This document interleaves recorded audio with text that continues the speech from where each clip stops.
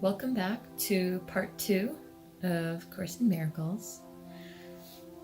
Last time we talked a lot about the preface, and that was great.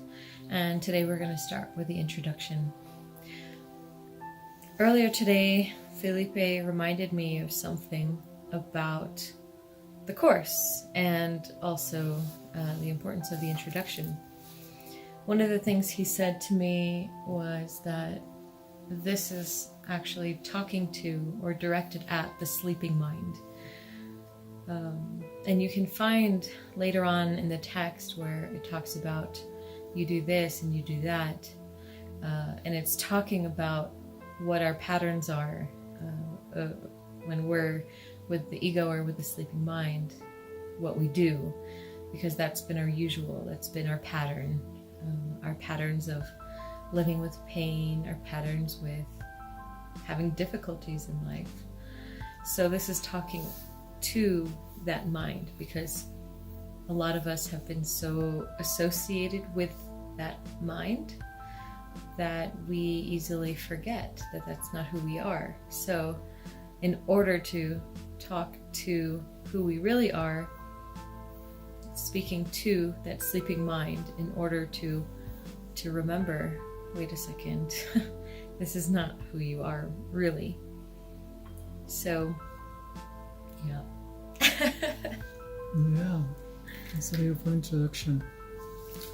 Yeah, so let's talk a little more about this introduction of the book, because it's gonna set up the base of our experience of what A Course in Miracles is. So, in the preface, some of you may have read it already, and if not, let's just do a little summary. It talks a little bit of the thought system of the knowledge, of knowingness, of knowing the self, knowing God, which speaks about love, that is infinite, that doesn't have any kind of opposite, that never changes, and is always in stillness, always in presence. That's true, that's a reality. Now, when the Course said nothing real can be threatened, that talks about that, about God, about spirit. Spirit can never be threatened. It's always in infinite peace, and infinite joy, and infinite happiness, and doesn't have any opposite again. So when we start to speak about the sleeping mind, is the mind that the Course says in the preface about the projection, the mind that is making the projection. And I don't know if you are familiar when the psychologists or the psychotherapists say, you're projecting this to this person, or you're projecting that to this person. And this is a nice stepping stone, because it helps us to understand that we are projecting something somehow that is being in our mind, but we don't know exactly what, right? Mm-hmm. It's a beautiful stepping stone. But the Course takes us a little deeper, and it says that the projecting itself comes from the mind that is sleeping, the mind that believes that can be separate from God. So when we go to this projecting mechanism based in that belief of I'm being separate from God, all this guilt got projected and create a whole cosmos of form, of opposite, of contrast, of lack, of misery, and so on. So the Course comes to our life when we say there must be another way, as we said in the preface. It's just so beautiful. But it comes from the mind that is sleeping, that believes that is inside of form, inside of contrast, and inside of a body limited to a body, to start to undo all these beliefs and taking us out of that projection to the sense of knowingness, to remember the self. I think I'd like to actually read it, because there's so many important parts to the words here. So, introduction. This is A Course in Miracles. It is a required course. Only the time you take it is voluntary. I'm going to pause there. It's a required course. Only the time you take it is voluntary. When I first read that, I was like, what? What do you mean required? I felt kind of like, Who are you to tell me that it's required? I can do whatever I want. I don't have to do this. I could throw this away right now. It felt to me, well, to my ego mind, like threatening. It was like, it just did not want to accept that. And in time, as I learned more and more, I realized it wasn't in an imposing way of you have to do this, or you must do this, or read this, or learn this, but more like it's inevitable that we're going to wake up. It's inevitable that you're going to remember things, that you're going to let go of the things that you think are so real.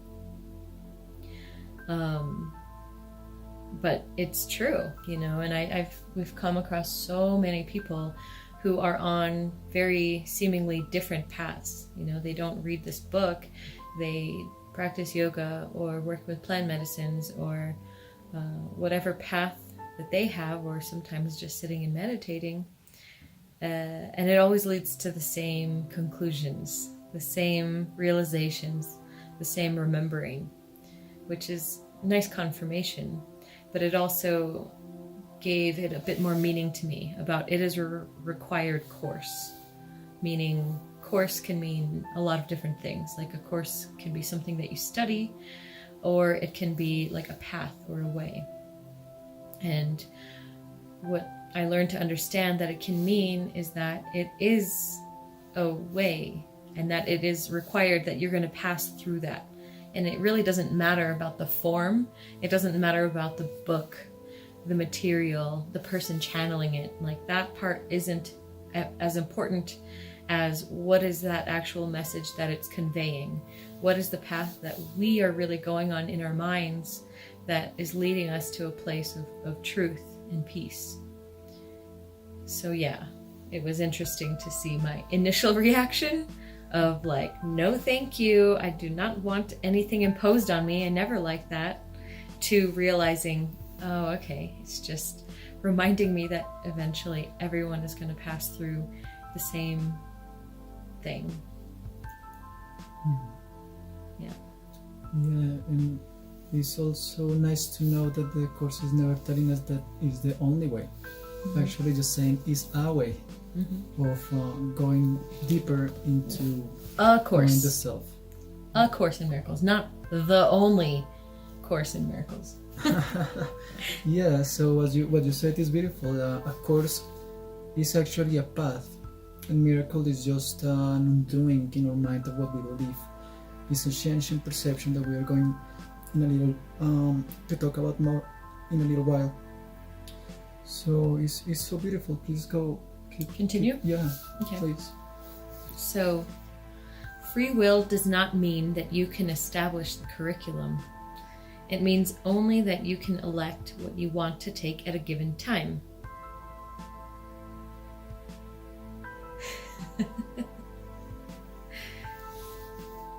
Yeah, okay. So the concept of free will is interesting. Again, at first, I used to think free will meant something completely different.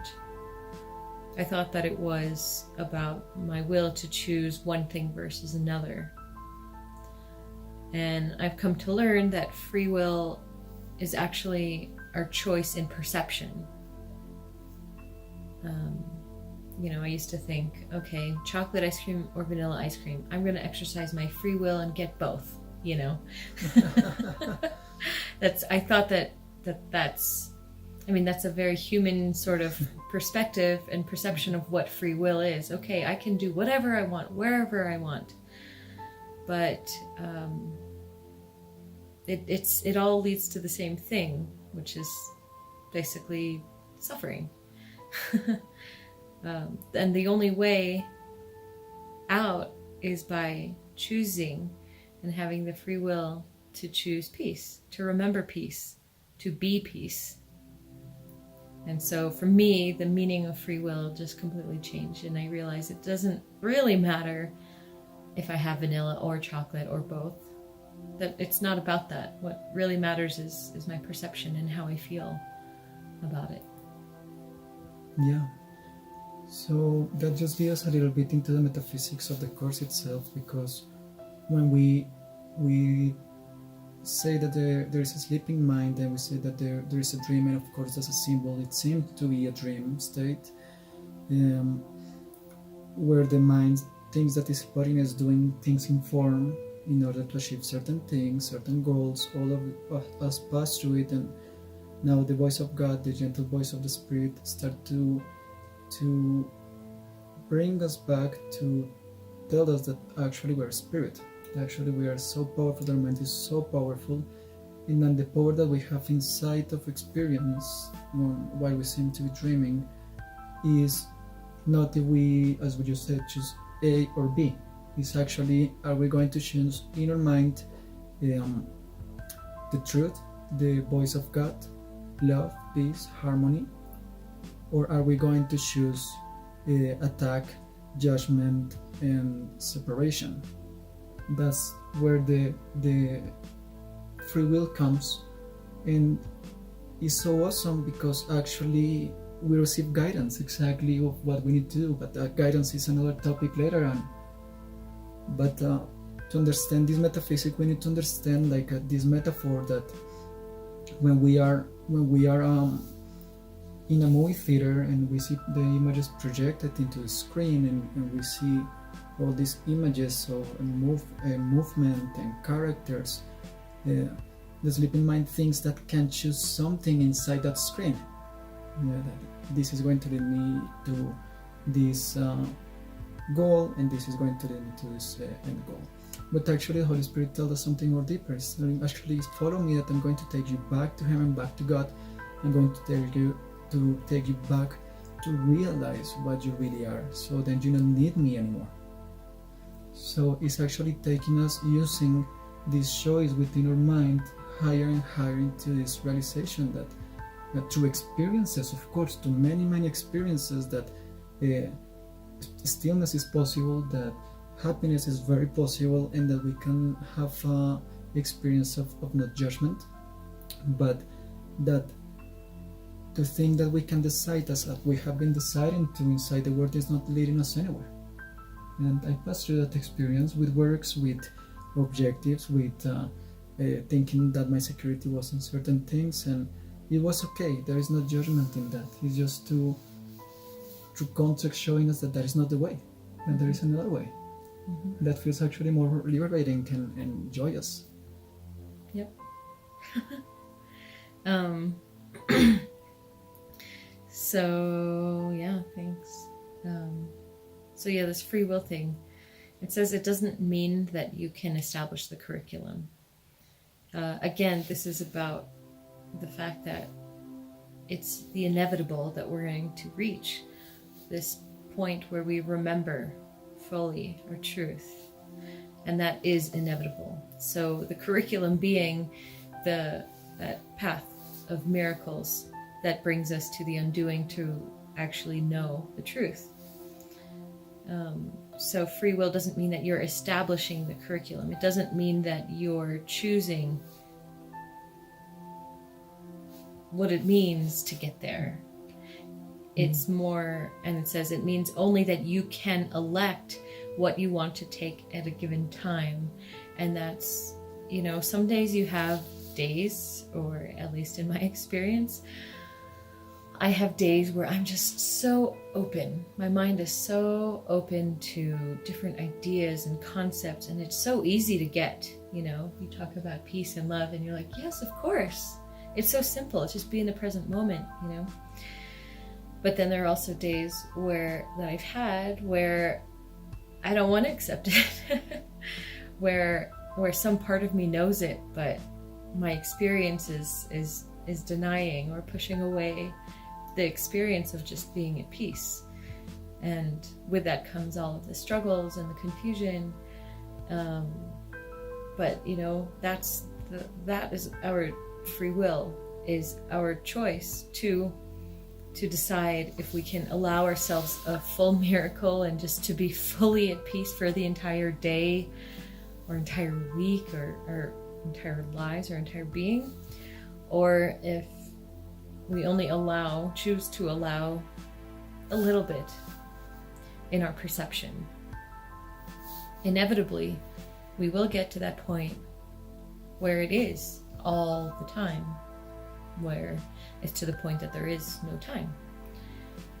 But until then, free will is our choice to decide how much you're ready to accept for yourself, which is, it really takes practice.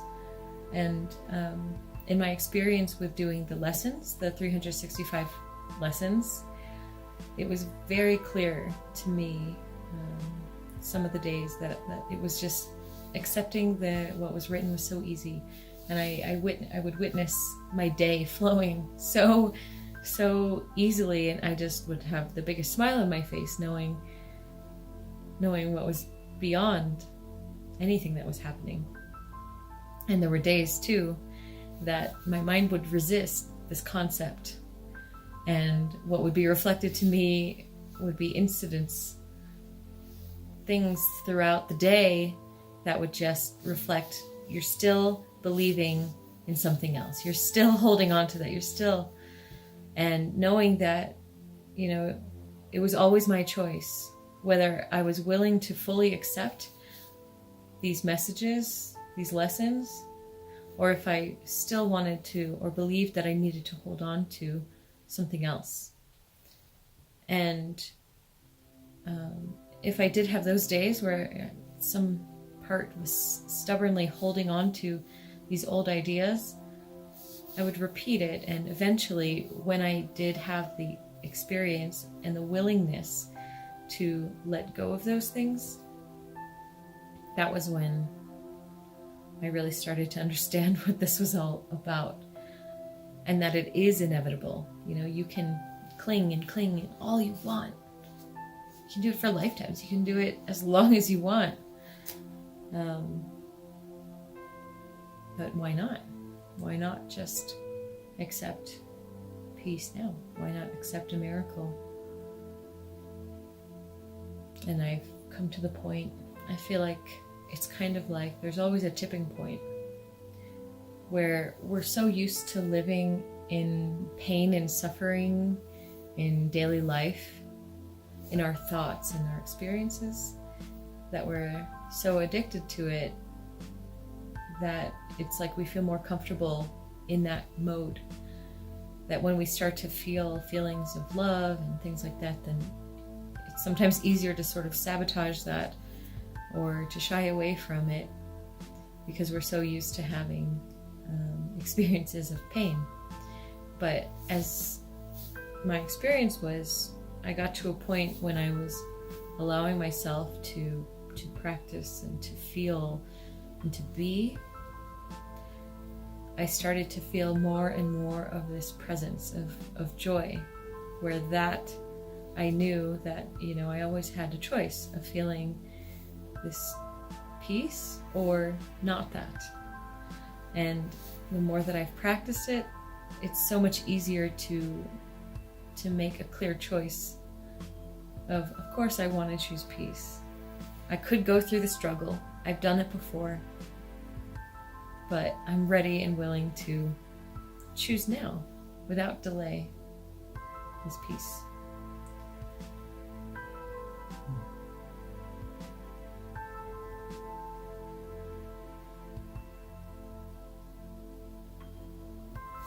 Yeah, and the curriculum also could go towards the idea that we can know what's the best for us. You know, to think that we know what's going to set us free of our pain, that is going to set us free out of feelings of solitude and so on. But really, as we said in the talk of the preface, and as it says in the preface in the book, that actually the mind that is in the perception is trapped in a dream and cannot live out of that dream without help. So actually it's very required to be open to have guidance and to have the willingness to allow the plan of salvation of spirit for us to remind us that our function is to be really happy and really, really peaceful. we all went, or at least I went, to think that my salvation was to project guilt in my brother, to deny that I was doing certain mistake. And it was my brother. He broke this pot, and just because I was afraid to be judged or to be guilty. That's just as an example of how the ego thought system tell us that by projecting the guilt outside of us, by rejecting it, like we kind of try to push out that thought out of our awareness, we are going to get free of it. But actually that just reinforce it and reinforce it and reinforce it. So the curriculum of the Holy Spirit is actually so joyful that is never telling us deny your upsets, deny your guilt, actually saying no, we are going to look together at the guilt that you are being investing on. In my experience, I can find and see how addicted to guilt my mind was and maybe still is. But the willingness that I had before to say I feel guilty was zero. And the willingness that I feel now to say I feel completely guilty is just much more. That I'm just willing to say this is how I feel and acknowledge my feelings and ask for help to look at with the Holy Spirit, not with my own ideas and my own interpretation. So this curriculum of salvation, of miracles, of forgiveness that the Holy Spirit is leading us towards can take place. So it's not a course in a denial. It's a course in actually feel the whole vastness of fear and guilt and sorrow and pain and lack that our mind is being invested in. And until we don't recognize this, we are not actually willing to heal completely. Mm-hmm. And the healing is not going to be pushed to us, or the Holy Spirit is not just going to take us and push us or create awkward moments for us in order for us to heal. It just needs to be, it's always gentle. It's always gentle. So we actually require to invite this curriculum of the Holy Spirit to take place if we really want to heal. If we really want to get open up to love and open up to joining and open up to equality with our brothers and sisters in creation. So for me, that's what curriculum is being and was before, one made in guilt and darkness and denial, in such an important part of what is in my life story, and a shift in that and allowance to use that for a purpose of healing, which all the world actually become like a classroom where you're just so aware of your thoughts, so aware of your feelings, and being very vigilant, and where you are not being loving. So then the Holy Spirit, through your willingness, can actually help you undo and clear your mind about those associations. Mm-hmm.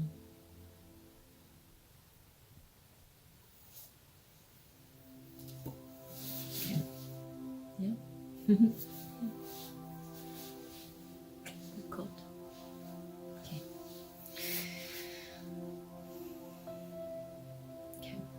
The next part. The Course does not aim at teaching the meaning of love, for that is beyond what can be taught. It does aim, however, at removing the blocks to the awareness of love's presence, which is your natural inheritance. Thank you. And as you said, for me, that's one of the most beautiful teachings in the beginning of the Course, which it says, we cannot teach you what love is, but we are going to be very aware of the obstacles that prevent you to feel love. That's the focus. That's the whole focus in the Course. And you may see other teachers like Kim Watnick or David Meister, other people that leave the Course. They always say that, be aware of the obstacles, be aware where is the repression, the denial, the scarcity, the lack. All these are obstacles of peace, because in there is what we need to look at. But look at with the Holy Spirit, with Jesus, so we can actually see the truth as truth and the false as false. So there is an extension or an invitation for us to actually be aware of our mindset from now on. If you are not familiar with the Course, to start looking at your thoughts patterns, to start to look at your actions, to start to look when your partner or your son, daughter, your partners at work make you feel upset, or when you feel upset because something in the government and so on, because those are very important impulse for healing and for miracles. So we actually require to be aware of those in order for us to do them, or not us as a personal character, but the spirit and would do it when we are willing to look beyond what we have to that is certain, and to uncover those beliefs that are being denied, that are being projected on different situations in our life. So let's get that inside of our intention to just wake up, or even after watching this video or during this video, to ask yourself, how do I feel? And if you feel peaceful and you feel joyful without imposing it, awesome. You know, you're in alignment of love and spirit. And if you don't feel to, you feel that you are actually making an effort to feel happy, that's something that is being denied. So look at it and ask for guidance and ask for help to look at that differently too.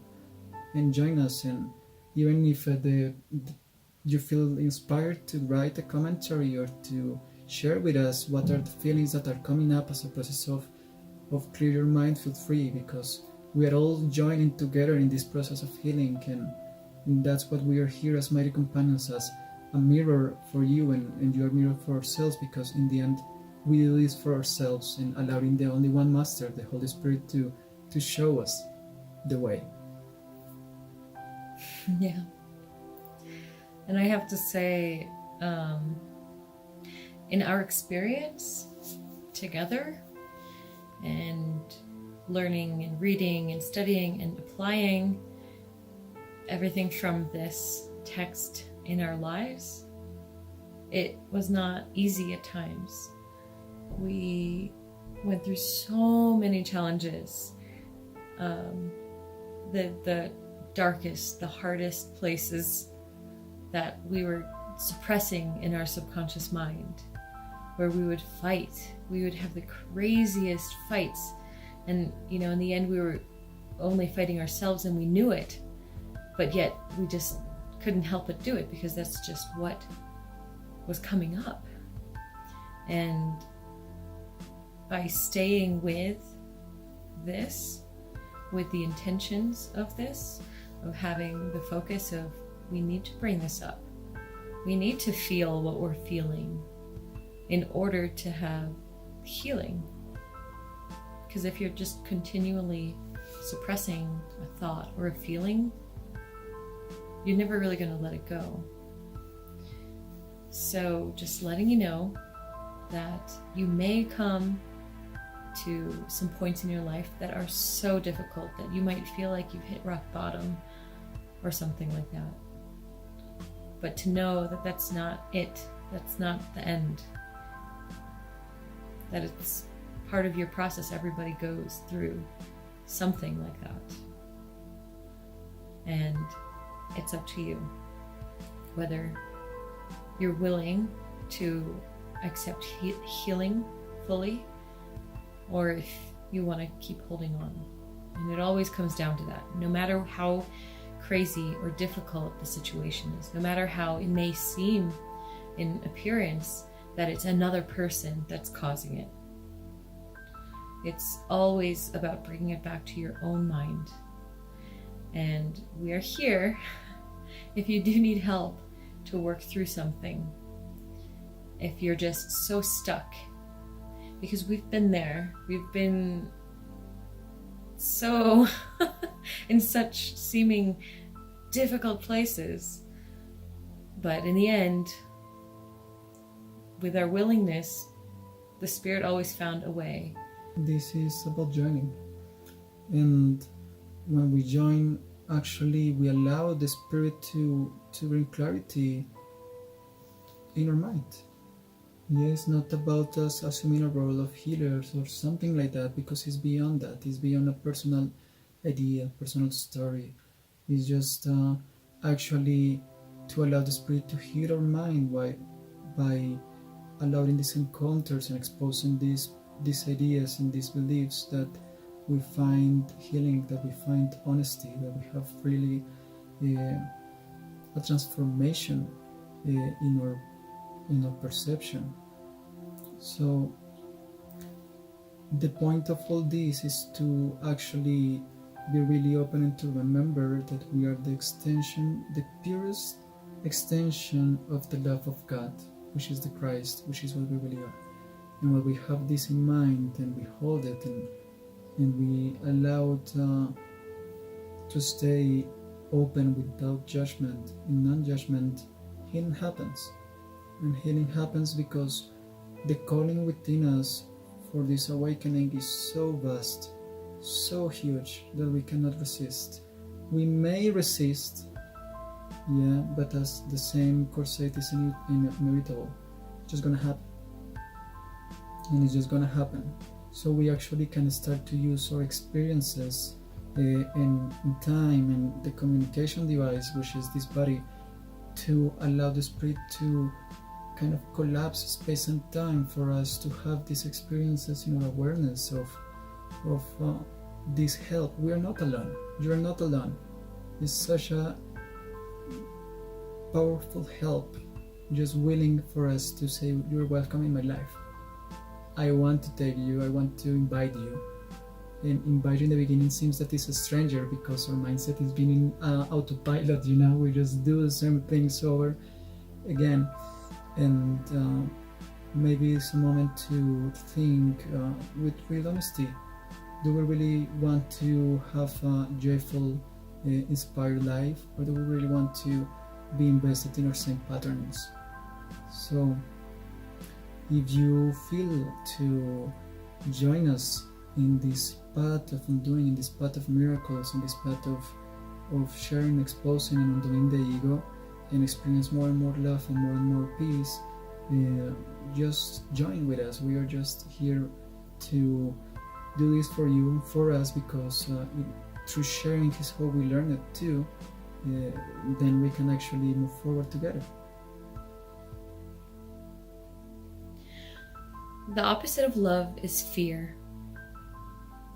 But what is all-encompassing can have no opposite.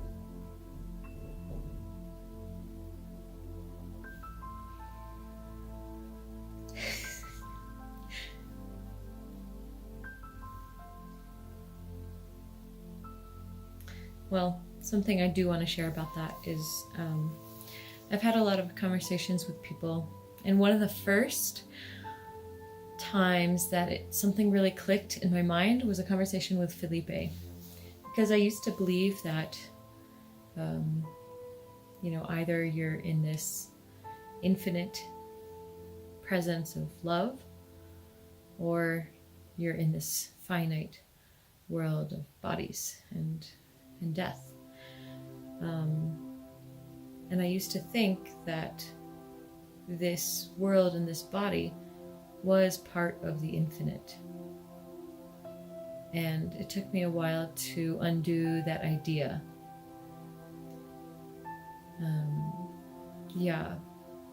I remember it was about the concept of the finite within the infinite, but it's not really possible.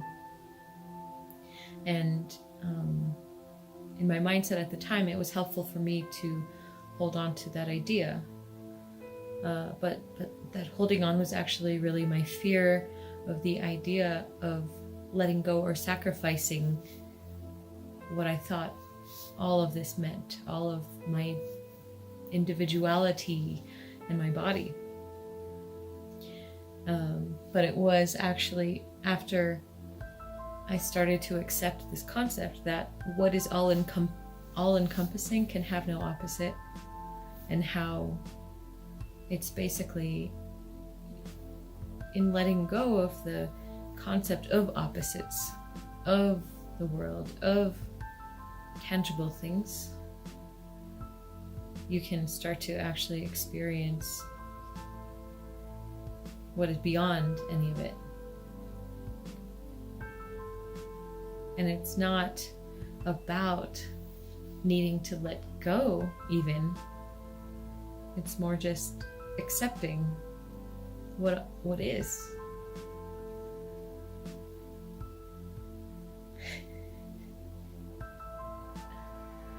I remember we had like a 3-hour debate, half of it which was while we were on our little scooter, and I was on the back, and we were talking like over our shoulders about these concepts. And it was so memorable because it was the first time I even conceived of the possibility that this wasn't really real, or that it wasn't necessary to hold on to this, that there was such a thing as the infinite, and that I could rest in that, and that I am that.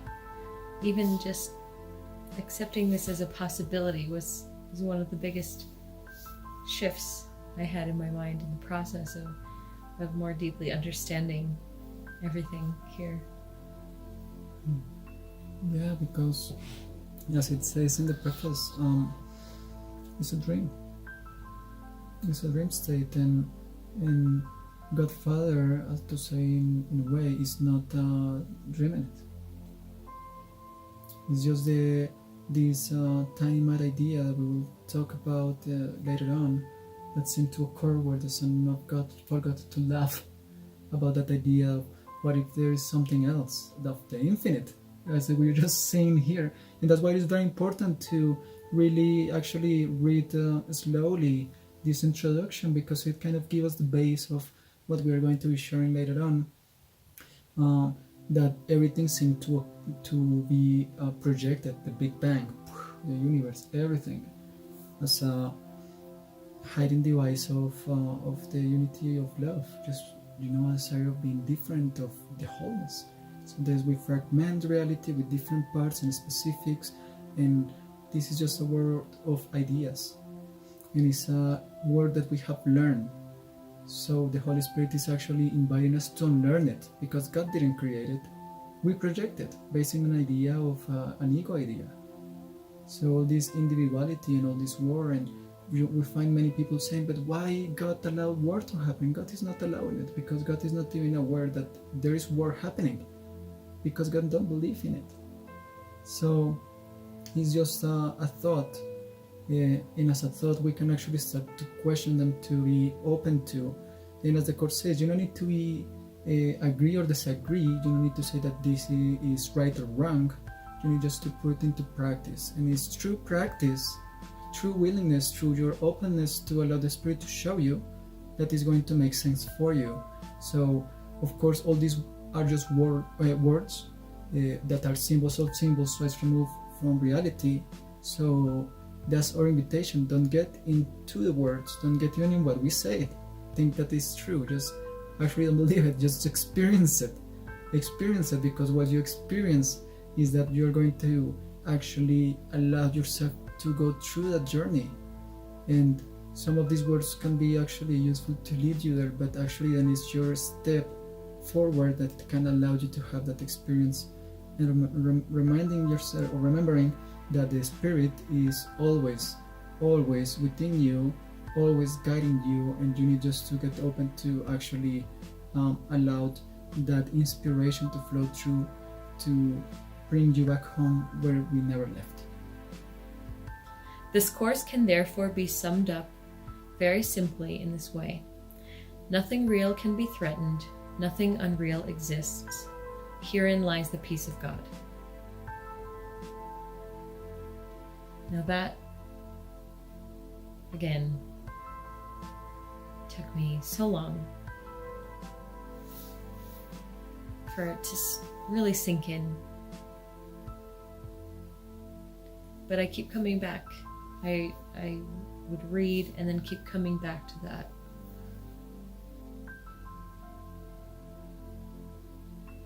And it always reminds me.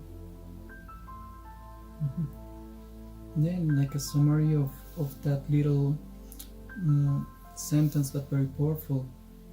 I mean, the whole course is that, and now we are going to go deeper into it. But just to make a little zip file of what we have said, nothing real can be threatened. God cannot be threatened for ideas of separation. He's not gonna be split by your mind. Split. War cannot touch it. Lack is not part of God. Separation is not part of God. So nothing unreal, which is all of these ideas of scarcity and fear, can threat the pureness, essence of our source. Nothing unreal exists. All the ego thought system, all the fear, all the separation, all the specialness instance of separation of opposites, all the changes, all the movements, all that is just not infinite or eternal cannot exist. So that just zip up the whole thing that we had shared. We realize the peace of God. And thanks God that it is like that, so then we can actually heal, because healing occurs when we accept that, really.